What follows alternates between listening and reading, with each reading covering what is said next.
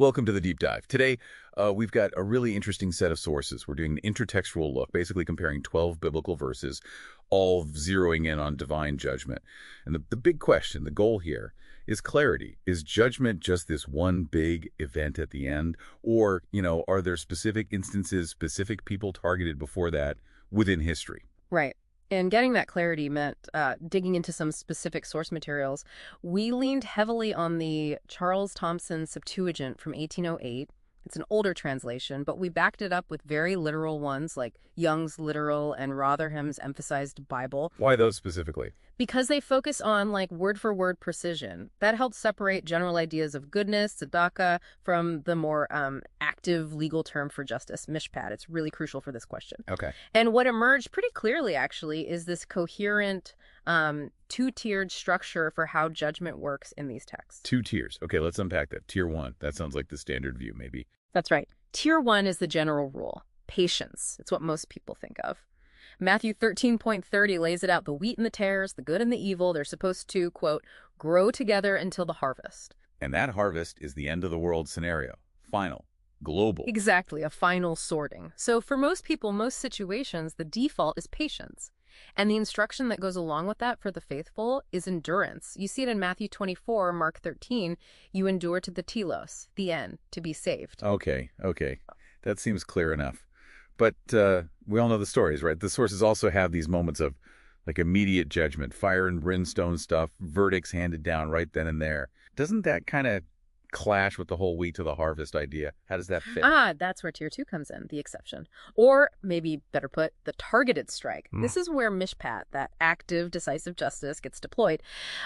And this is it's not random. Not random how? It's reserved. Very specifically reserved for a certain profile. The high-level covenantal adversary.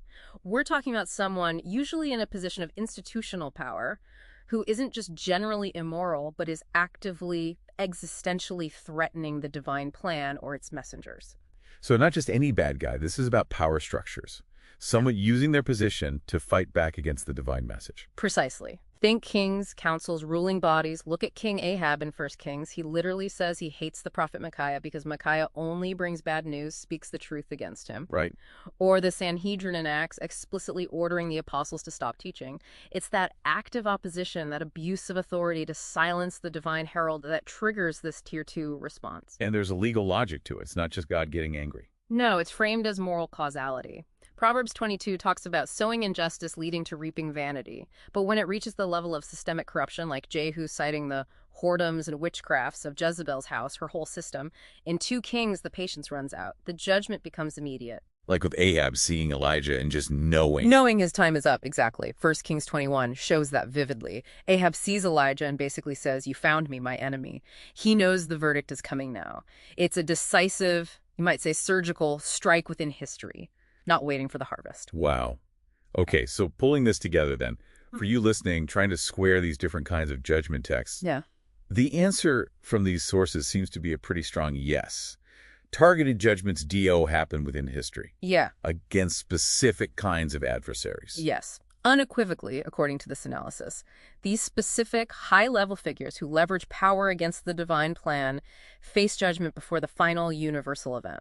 And the purpose behind that immediate strike. It's framed as necessary protection. Removing these specific corrupt power structures is presented as a prerequisite. It safeguards the faithful remnant, the community that needs to endure. It ensures there's actually a harvest to gather later on. That leads to a pretty powerful takeaway thought, doesn't it?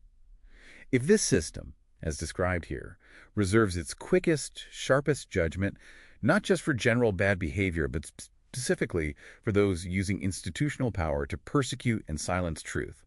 What does that suggest about how important accountability and the right use of authority are really within any system? Something to think about. Definitely something to mull over. We'll leave you with that thought until our next deep dive.